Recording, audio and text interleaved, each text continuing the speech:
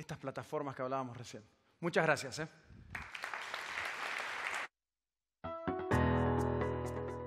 Rafael Echeverría, doctor en Filosofía de la Universidad de Londres, miembro de la World Academy of Art and Science y consultor de las Naciones Unidas, autor de numerosos libros como Ontología del lenguaje y La empresa emergente, consultor de empresa en Estados Unidos, España, México, Brasil, Argentina, Colombia, Chile, entre otros países, creador del discurso de la ontología del lenguaje y referente mundial en la disciplina del coaching ontológico.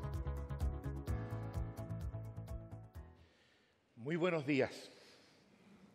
Es un gusto estar con ustedes. Viniendo de fuera, durante el trayecto uno escucha una y otra vez algo muy importante está pasando en la Argentina.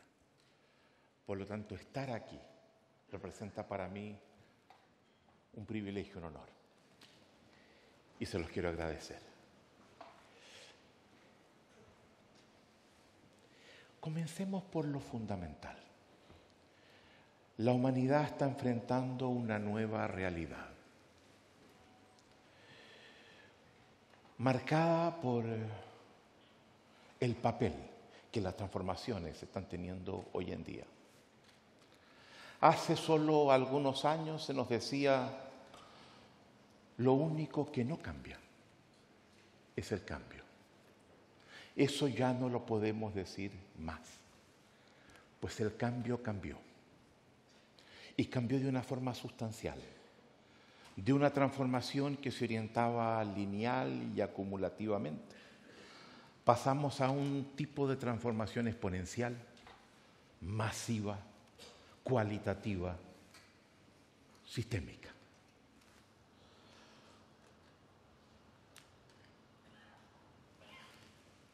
Estábamos acostumbrados a enfrentar los cambios presumiendo que operábamos en un marco de relativa estabilidad. Ese entorno, ese marco, está cambiando profundamente a la vez.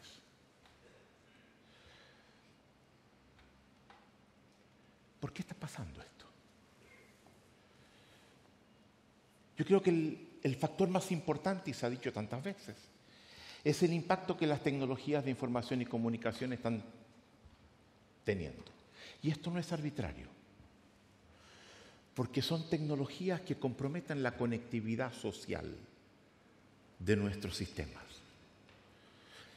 Comprometen la capacidad de afectación mutua que las acciones de cada miembro tiene sobre otros, que a partir de esas acciones actúan en forma distinta, abren nuevas posibilidades que a su vez transforman a otros en una espiral sin fin, cada vez más importante y masivo. Hemos perdido la capacidad de poder siquiera anticipar lo que el futuro nos va a deparar.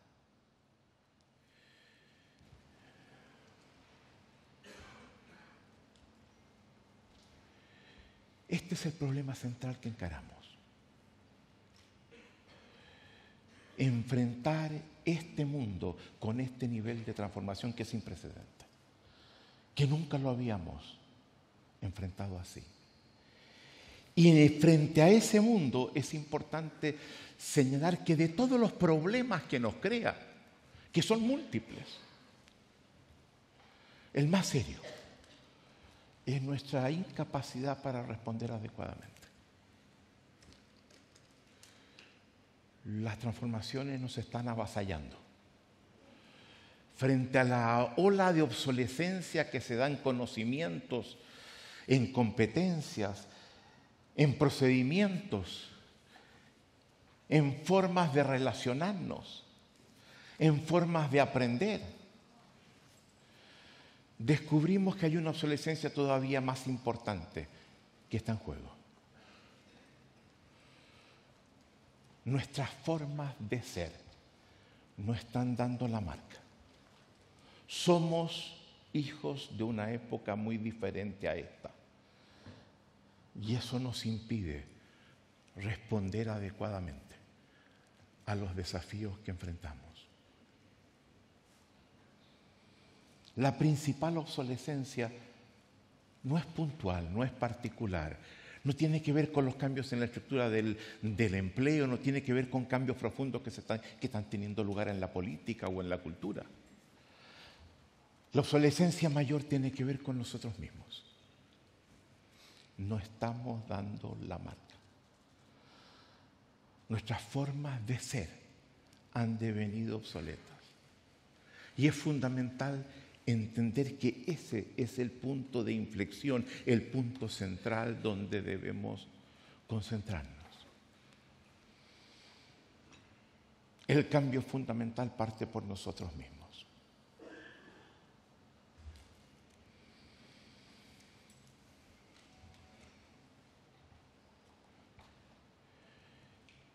Parten por mí, porque aquí nadie se exime.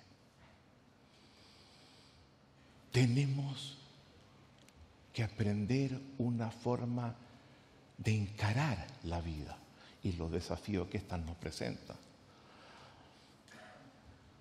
que es inaudita, que es completamente nueva.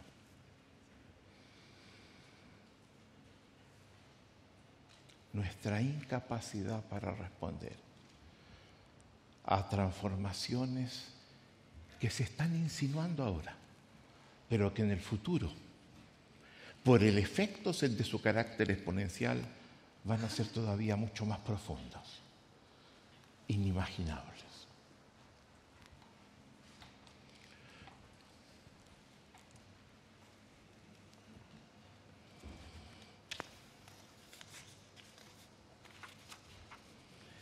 Para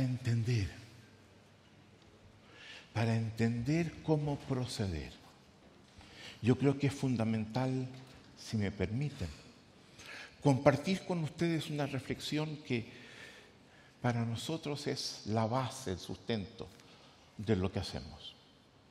Una reflexión sobre los factores que condicionan el actuar humano.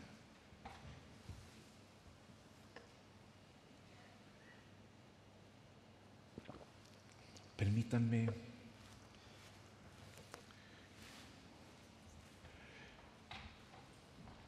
compartir con ustedes. Esta plataforma pues nos va a ser útil en lo que viene a continuación. Los resultados que estamos obteniendo no nos sirven. Las acciones que estamos desplegando son insuficientes. El punto es cómo diablos encarar estos problemas. Y esta reflexión en torno a los condicionantes del actuar humano lo articulamos en torno a lo que llamamos el modelo SAR, término que nos gusta. Sí, claro, hay que atreverse. Pero SAR también tiene que ver con las siglas de los elementos fundamentales que el modelo que les voy a presentar tiene. Y quiero proceder entonces a él. Lo más importante para nosotros es entender que tenemos que evaluar lo que hacemos de acuerdo a los resultados que somos capaces de producir. No en función de las intenciones, no en función de las justificaciones, sino ceñirnos a una ética sustentada por los resultados que producimos. Y si miramos alrededor, estos son insuficientes. Lo que Gastón nos planteaba nos los demuestra patentemente. Erigir los resultados como eje fundamental de evaluación de lo que hacemos, de nuestra existencia y del carácter que nuestras sociedades tienen. Sin embargo, los resultados resultan de las acciones que emprendemos, de las acciones que tomamos. Si queremos cambiar los resultados, tenemos que cambiar las acciones. Y si no tenemos acciones a la mano, tenemos que enfrentar desafíos de aprendizaje como lo vamos a ver enseguida. La acción genera los resultados. Y cabe preguntarse, ¿qué nos conduce a actuar como lo hacemos? ¿Cuáles son los condicionantes que afectan nuestra forma de actuar? Y frente a ello nosotros planteamos que hay dos tipos de condicionantes. Uno de fácil reconocimiento, visibles, donde podemos incorporar ciertas predisposiciones biológicas con las que nos encontramos, nuestra capacidad de aprender competencias nuevas, los instrumentos, la tecnología que utilizamos, que con una base equivalente de conocimiento nos permite hacer cosas que de otra forma no podríamos hacer. La emocionalidad con la que nos desempeñamos. En fin, podríamos mencionar varios condicionantes que sabemos que inciden en la forma como actuamos. Sin embargo, es importante reconocer un hecho que es central. Que todos pasamos por la experiencia de comprobar que nuestra capacidad de acción, nuestra capacidad de aprendizaje encuentra límites, encuentra puntos más allá de los cuales no podemos trascender. Hay resultados que añoramos, hay resultados que queremos, que no se nos dan. Hay aprendizajes que no discurrimos cuáles de ellos podrían ser para conducirme a alcanzar aquello que aspiro. Y es muy importante situarse en ese punto, porque ese es el punto de inflexión que nos puede abrir a descubrir algunos elementos importantes. Cuando yo quiero un desempeño que no se me da, cuando yo aspiro a una relación distinta con alguien que tampoco se me da, cuando espero una relación de pareja distinta de la que tengo que tampoco la logro,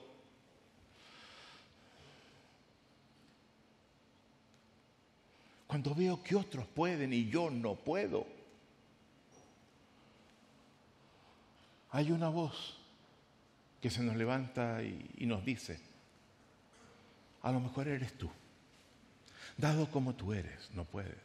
O a lo mejor es él o es ella. Y esto es muy importante porque yo creo que es algo a lo que no ponemos suficiente atención. Así somos, así soy, así es. Y eso nos conduce automáticamente a uno de los lastres más importantes que hoy día tenemos la obligación de encarar, que es la resignación.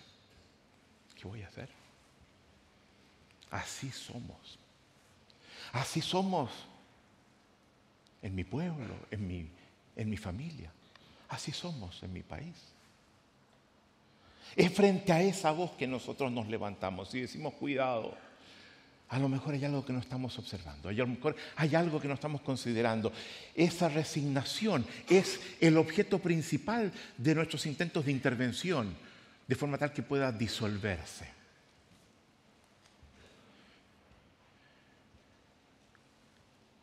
¿Hay alguna salida? No basta con decir, yo puedo. Pues sabe que no estás pudiendo. Te puede funcionar por un momento corto, pero de alguna forma vas a tener que reconocer que ese resultado no lo estás logrando. Y eso nos obliga a pensar, habrán otros condicionantes que no son aquellos que identifico, que estén incidiendo sin que yo me dé cuenta. Habrá algunos condicionantes ocultos del actuar humano. Y nosotros decimos sí. Creemos que hay dos. Creemos que hay dos. ¿Cuáles son estos? En primer lugar, el observador que somos. La forma como hacemos sentido de lo que está pasando. La forma como interpretamos lo que está aconteciendo. No siempre nos damos cuenta que esa forma incide en nuestra capacidad de acción, en nuestra capacidad de aprendizaje. El observador. Y ese es un tema del que vamos a volver enseguida. Porque la transformación de nosotros exige un cambio fundamental del tipo de observador que somos. Situemos el observador. Tenemos esa línea observador, acción, resultado. Y ese observador que, en función del sentido que le confiere a lo que está pasando, actúa como lo hace y no logra los resultados que espera. Al generarlo, los evalúa. Y evidentemente plantea su insatisfacción. Porque si estás satisfecho con ellos, está bien. El problema es cuando justamente nos encontramos con esa dificultad para alcanzar aquello con lo que soñamos. Y cuando eso acontece, podemos responder con la resignación. ¿Qué le voy a hacer? Así soy. Con la justificación. de por qué no se puede. O podemos plantearnos categóricamente, lo voy a alcanzar. Y cuando enfrentamos eso, se abre el gran tema del aprendizaje. La salida es el aprendizaje. Y cuando entramos en el camino del aprendizaje, nos damos cuenta que este puede asumir distintas variantes. Primero, el aprendizaje que va directamente al casillero de la acción, que busca repertorios, que dice qué tengo que hacer que no hice, qué hice que debo dejar de hacer. Es un aprendizaje el que primero surge, el que está a la mano de lo que hacemos. Pero hay otras formas de aprendizaje que yo creo que es fundamental identificarlas y que parece que es fundamental en lo que estamos enfrentando. El aprendizaje que no solamente se dirige a la acción, sino que se dirige al tipo de observador que somos y hemos sido. Lo que llamamos el aprendizaje de segundo orden. Que mientras no cambiemos el observador, las acciones que nos hacen falta para obtener los resultados no las vamos a obtener. Y dentro de ese aprendizaje de segundo orden que toca el observador, hay uno particularmente importante dentro de él, que es aquel que toca el núcleo básico de mi forma de observar, la manera reiterada como hago sentido de lo que pasa. Y cuando tocamos ese núcleo básico, decimos, ese es un aprendizaje transformacional. Salgo de allí siendo distinto, habiéndome transformado como era. El segundo condicionante oculto del actuar humano es el sistema. El sistema condiciona los resultados que esperamos, las acciones que tomamos e incluso conforma el tipo de observador que somos. Observador y sistema son los dos grandes condicionantes del comportamiento humano. Pues bien, teniendo esto en mente, aprovechando el diagrama que les acabo de mostrar, yo pienso que cuando hablamos de transformarnos, transformarme, lo que está en juego fundamentalmente en una primera instancia tiene que ver precisamente con intervenciones tanto a nivel del observador como a nivel de la acción que estamos emprendiendo. Es fundamental hacer algo a lo que no estamos acostumbrados, a mirar a nuestra mirada. Andamos por el mundo como con una linterna iluminándose afuera y observando todo lo que se nos presenta. Pero al hacerlo, tenemos un punto ciego, nosotros mismos. No observamos el observador que somos.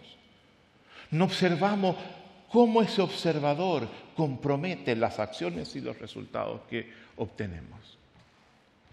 Y es fundamental empezar a evaluarnos, empezar a intervenir en ese tipo de observador. Y en este punto hay algo que nos parece central.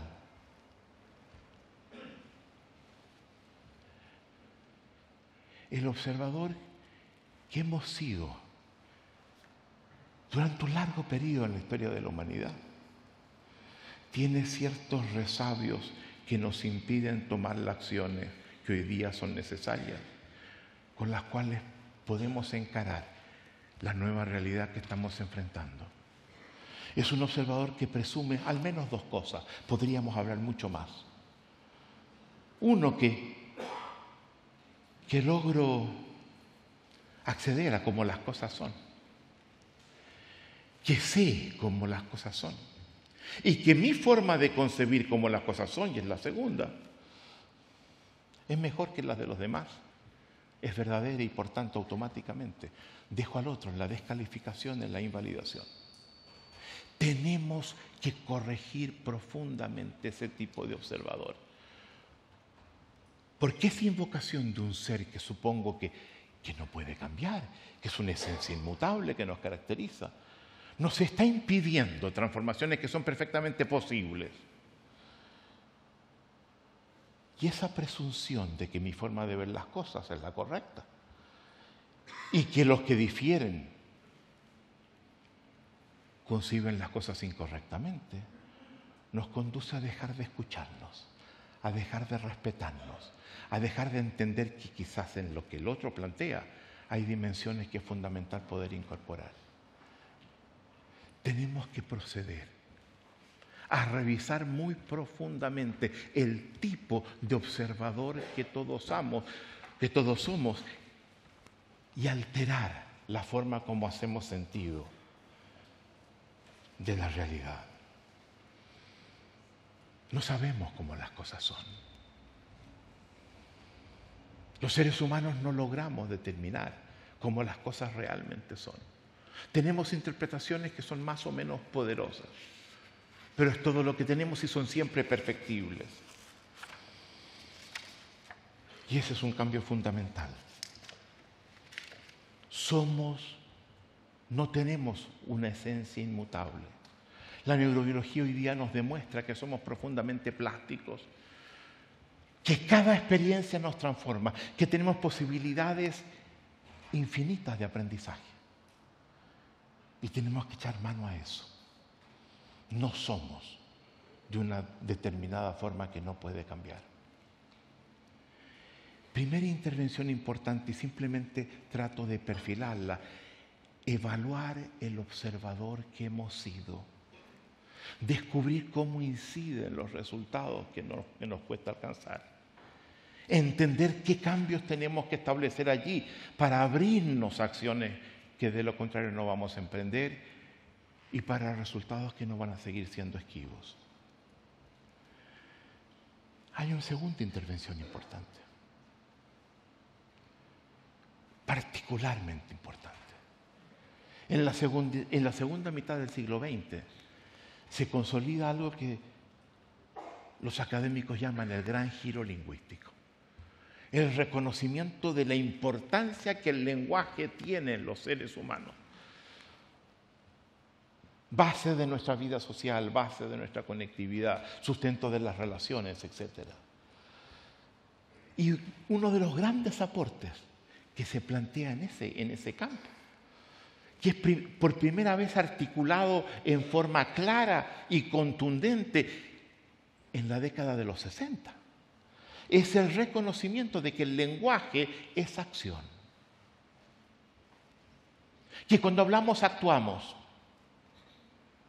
Que el lenguaje no es un instrumento, no es un medio para transmitir lo que yo percibo, lo que yo siento, lo que yo pienso. Que el lenguaje es acción.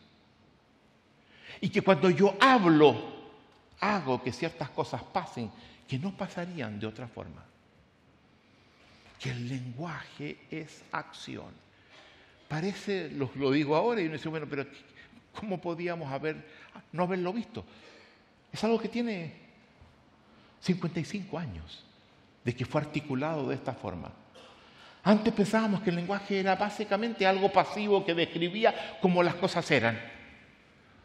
Hoy día sabemos que son de los elementos fundamentales de nuestro actuar. Que porque yo estoy diciendo lo que estoy diciendo, quizás algunas cosas pasen que no habrían pasado. Que porque ustedes lo saben bien, ¿cómo no lo van a saber los empresarios? ¿Cómo no van a saber los políticos? ¿Cómo no van a saberlo los sindicatos? Dicen ciertas cosas, articulan ciertas cosas, acontecen procesos que de lo contrario no acontecerían. El lenguaje es acción. Eso cambia por completo nuestra concepción del lenguaje. Pero particularmente cambia también nuestra concepción de la acción humana. Porque la acción ahora se expande a una dimensión que antes no percibíamos. Y comenzamos a hablar cuáles son las acciones que en el lenguaje emprendemos.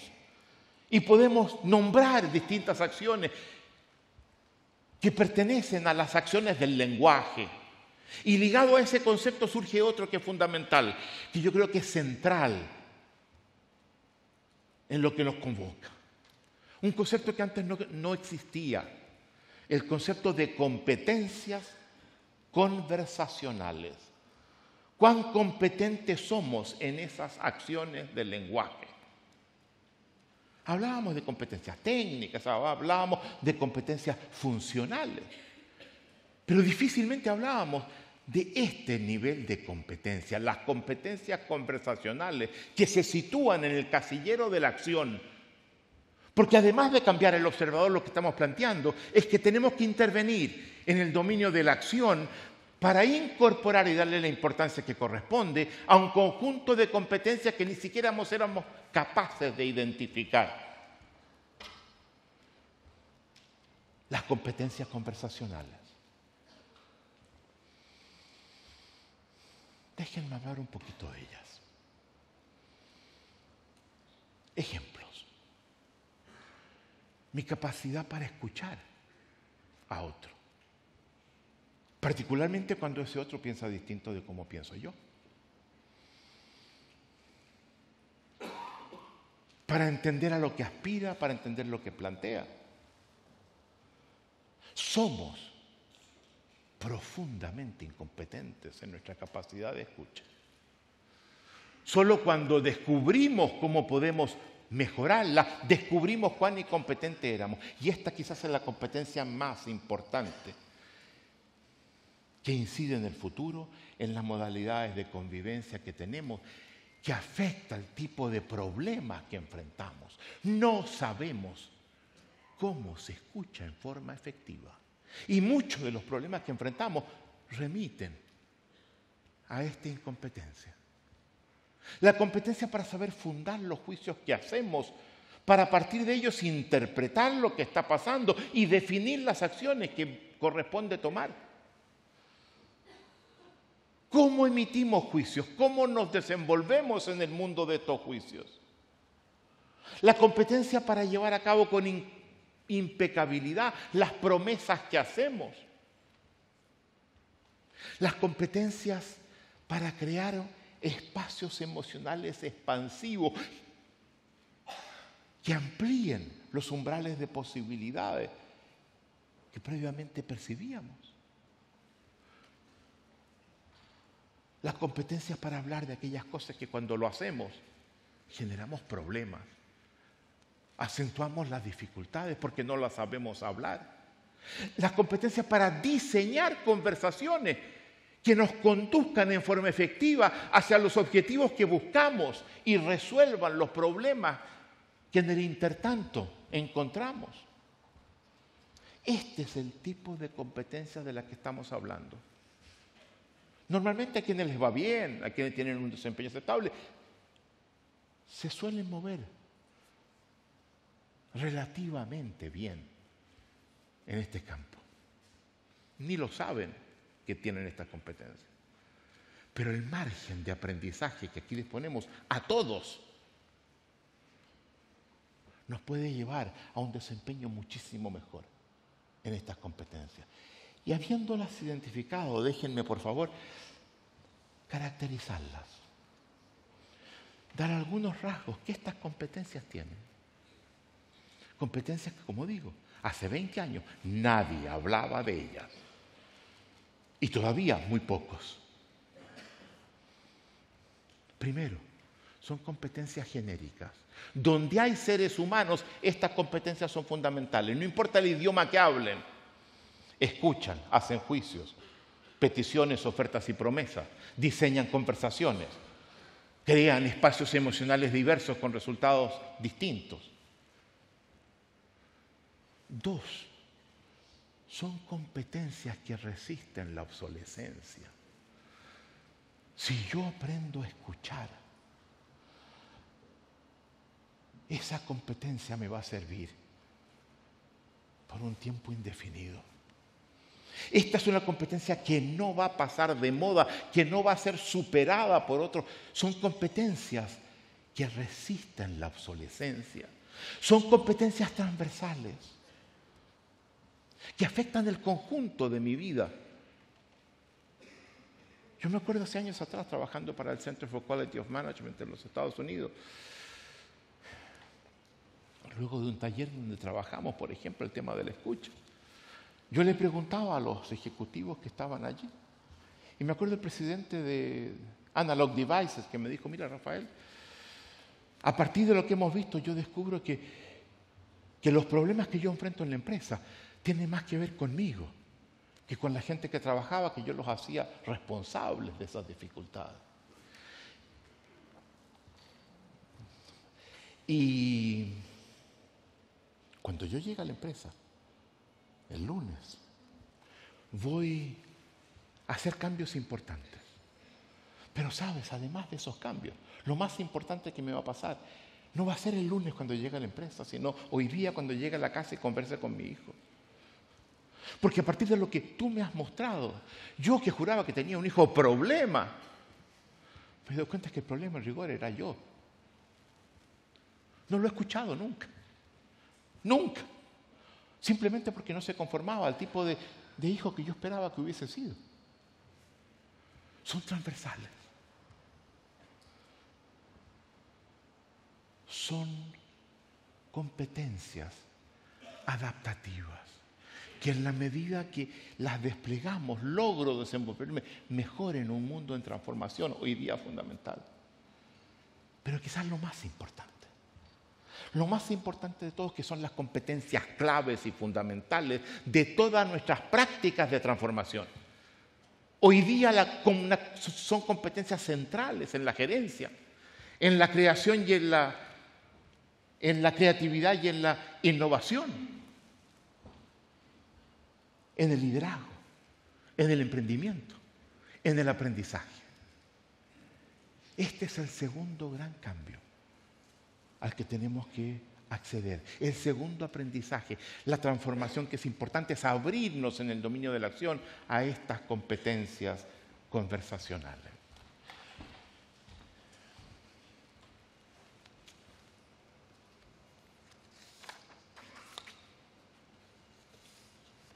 Pero una vez que hayamos hecho eso, y solo una vez que hayamos iniciado eso, tenemos que asumir una responsabilidad que consiste en entender que a partir de esa transformación en la que hemos incurrido, en la que hemos participado, es fundamental unirnos para transformar el sistema del que formamos parte. Ese sistema condiciona todo lo que hacemos. Y si no cambiamos el sistema, incluso los cambios individuales, es posible que se disuelvan con el tiempo, porque el sistema va a estar incidiendo en cierto tipo de comportamiento, en una particular forma de mirar las cosas. Es entonces que tenemos que asumir que ese transformarnos se debe convertir en transformarnos. Transformar el sistema del que formamos parte. Y yo creo que los países de América Latina hoy día enfrentan un desafío fundamental en esa área. Los sistemas que tenemos son retardatarios. Son sistemas que no permiten una participación en la transformación y garantizar el crecimiento y el bienestar del conjunto de nuestras comunidades. Basta ver en nuestros países los niveles de corrupción, la marginalidad de sectores importantes de la población, la desigualdad,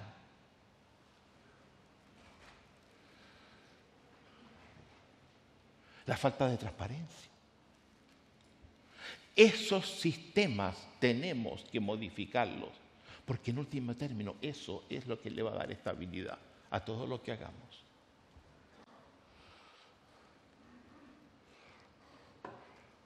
Compromete todo. Compromete la vida cultural, compromete la política. Pero el problema no es de los políticos. Los políticos simplemente cosechan en un caldo de cultivo que encuentra acogida, que hace sentido. En un sistema donde la resignación para muchos es muy grande y que la opción de que el Estado me provea lo que me hace falta es demasiado tentadora en la medida que veo bloqueados los caminos para que con mi esfuerzo, con mi iniciativa, con el esfuerzo colectivo con otros, podamos alcanzar lo que nos hace falta. No son los políticos el problema, es el sistema. Los políticos simplemente cosechan ese caldo de cultivo. Y es fundamental. Y eso uno lo siente. Yo escuchaba a Gastón y decía, bueno, está apuntando exactamente hacia eso. Tenemos que transformarnos, pero no podemos perder de vista un compromiso que afecta al conjunto de nuestras sociedades. Yo no les voy a hablar de Argentina porque de Argentina, ¿quién soy yo para hablar? Pero basta que mire a mi país para hablar y decir lo que estoy planteando ahora. Esto no puede quedar solo en manos de las iniciativas que se tomen desde el Estado. Todos tenemos que participar en ello. Todos los sectores con influencia tienen que comprometerse a colocar esa influencia al servicio de un tipo de sociedad distinta.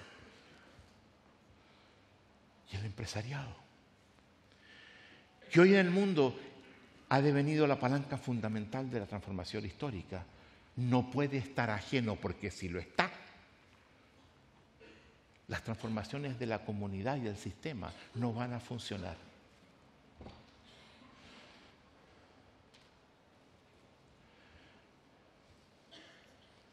Pero va a ser gracias al cambio del observador y gracias a la importancia de las competencias conversacionales que vamos a estar preparados para asumir esa responsabilidad de alterar el sistema.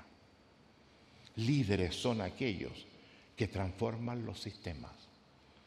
Y este es un momento que convoca a una acción mancomunada de liderazgo de múltiples sectores, a crear pactos sociales, a desplegar una capacidad de escucha mutua, a eludir la invalidación y la descalificación permanente, a entender las inquietudes que detrás de todos existen en los comportamientos que hoy día nos han confrontado.